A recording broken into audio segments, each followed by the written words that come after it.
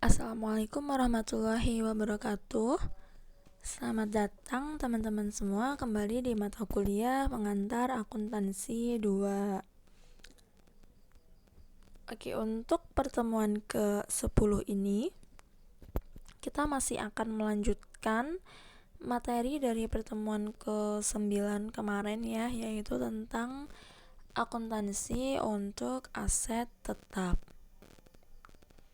Nah, sekarang kita udah mulai masuk nih ke depresiasinya. Kalau kemarin kan baru hanya pengantarnya aja tuh. Nah, depresiasinya itu di dalam aset tetap itu ada 3 metode, yaitu metode garis lurus, unit produksi, dan saldo menurun.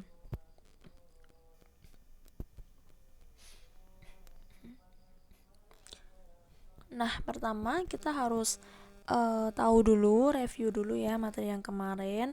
Jadi kalau mau menghitung beban penyusutan atau biaya depresiasi, itu kita harus cari tahu dulu berapa sih harga perolehannya atau harga belinya tuh aset tetap dulunya. Terus selain itu kita juga harus tahu berapa sih estimasi nilai residu atau nilai sisanya, dan juga harus tahu umur ekonomisnya itu ada berapa tahun gitu ya. Nah, kalau sudah ini untuk metodenya ada 3 ya. Yang pertama garis lurus, kemudian unit produksi, dan saldo menurun. Kita bahas satu persatu. Contohnya, yang pertama itu di sini ada sebuah aset tetap anggap aja peralatan gitu ya. Peralatan dulu belinya itu harganya $24.000. Kemudian estimasi umur ekonomisnya itu 5 tahun, dan dia itu kurang lebih bisa digunakan untuk 10.000 jam kerja gitu. Jadi itu peralatan atau mesin gitu ya, kurang lebih bisa dipakai selama 10.000 jam. Kemudian estimasi nilai sisanya itu ada $2.000. Nah, yang pertama kita coba pakai metode garis lurus dulu.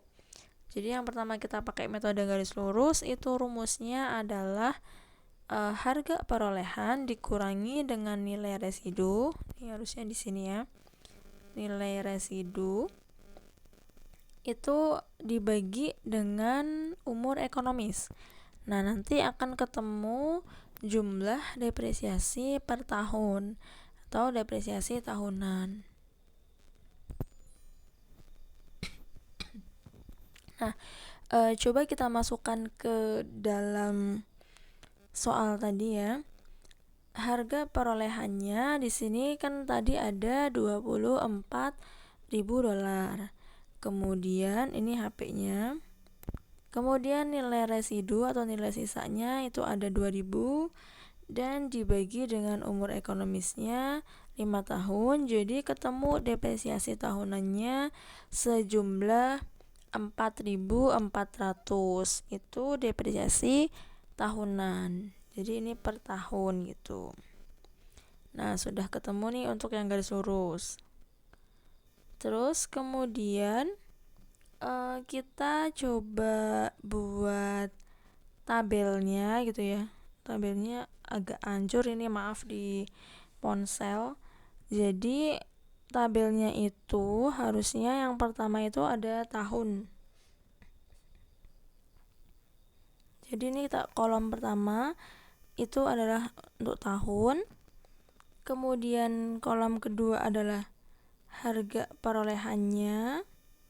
Ini harga perolehannya berapa? Semuanya 24.000 ya, karena dulu belinya itu adalah harga perolehan.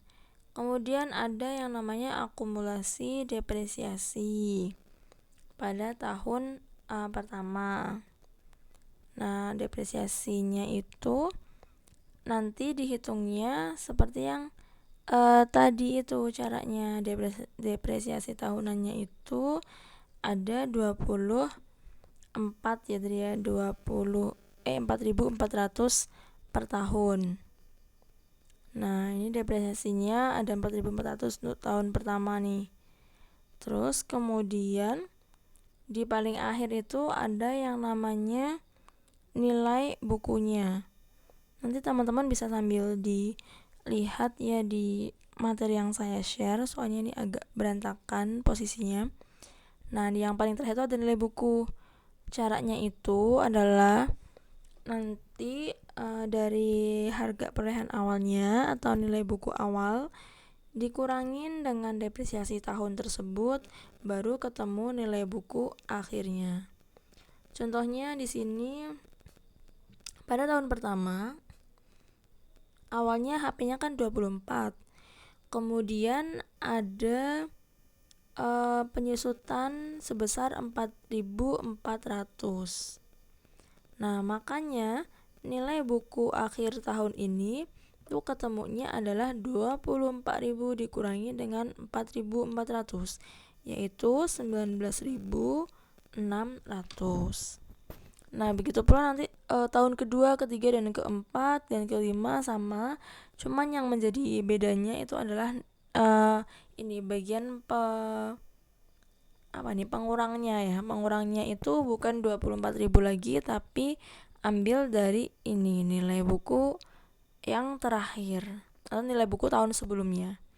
Nah, nanti di paling akhir itu akan menghasilkan nilai buku atau nilai residu sesuai dengan yang diestimasikan, yaitu 2.000. Nah, coba nanti sambil dicek di PPT-nya ya. Oke. Terus selanjutnya yang kedua itu menggunakan metode unit produksi. Nah, kalau metode unit produksi, rumusnya itu adalah harga perolehan dikurangi dengan nilai residu. Nih sama ya, di sini namanya nilai residu. Terus residu. Terus habis itu dibagi dengan umur ekonomis, namun satuannya bukan tahun. Kalau yang garis lurus kan satuannya tahun. Kalau yang di sini satuannya adalah unit atau jam. Jadi itu aset tetap. Kalau misalkan mesin ya berarti mesin tuh bisa digunakan berapa jam gitu, atau bisa digunakan untuk memproduksi berapa unit gitu.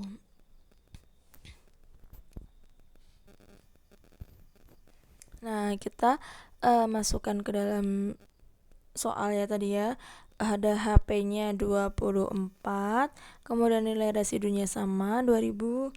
Yang bedanya adalah di pembaginya, yaitu di sini ada 10.000 jam.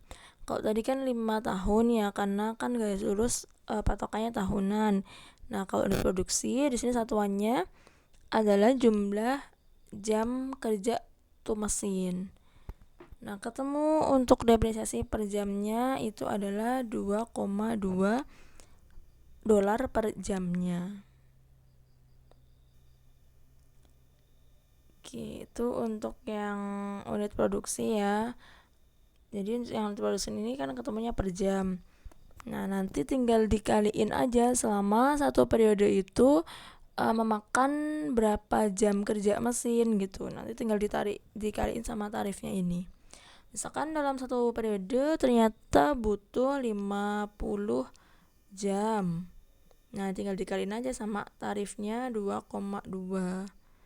Nah, udah nanti dijumlahin ketemu totalnya dari jumlah penyusutan selama satu periode tersebut. Terus ada satu lagi namanya metode saldo menurun. Yang ketiga kita pakai metode saldo menurun. Nah, kalau pakai metode saldo menurun itu ada langkah-langkahnya gitu. Langkah yang pertama kita bisa hitung dengan cara menggunakan seperti garis lurus ya, tapi diabaikan nilai sisanya. Jadi kalau garis lurus itu kan HP dikurangi S dibagi umur. Nah, di sini umur ekonomisnya ini diabaikan, berarti langsung aja HP dibagi dengan umur ekonomisnya. Nah, kebetulan di sini ketemu jumlahnya itu 24 Kemudian langkah selanjutnya, itu kan tadi cara yang pertama kayak gini. Terus kemudian ada juga cara yang lebih mudah, itu tinggal dibagi aja sama jumlah umur ekonomisnya. Nah, misalkan tadi umur ekonomisnya itu kan 5 tahun. Berarti tinggal dibagi aja 1 dibagi 5 ya. Ketemunya 0,20 atau 20%. Jadi ini paling mudah, itu tinggal rumusnya 1 dibagi umur ekonomis. Udah gitu aja.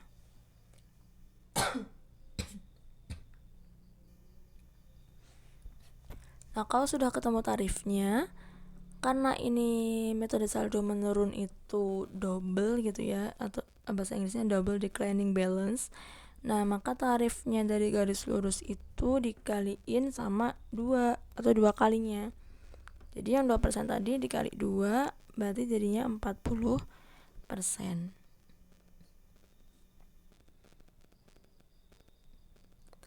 Nah, terus langkah yang ketiga kita masukkan nih ke dalam tabel. Enaknya bikinnya pakai tabel. Nah, tabelnya yang pertama, tadi kan tarifnya udah ketemu 40%. Nanti tabelnya isinya ada tahun, nilai buku awal tahun, tarif, penyusutan, akumulasi sama nilai buku akhir. Untuk nilai buku awal tuh pasti sejumlah HP-nya atau harga perolehannya, yaitu 24.000. Terus tarifnya tadi 40% nih, harusnya di sini ya nulisnya.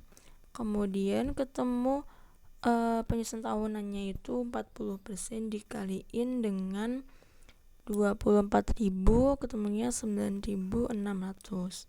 Itu tulisnya di sini nih, di penyusutan tahunan.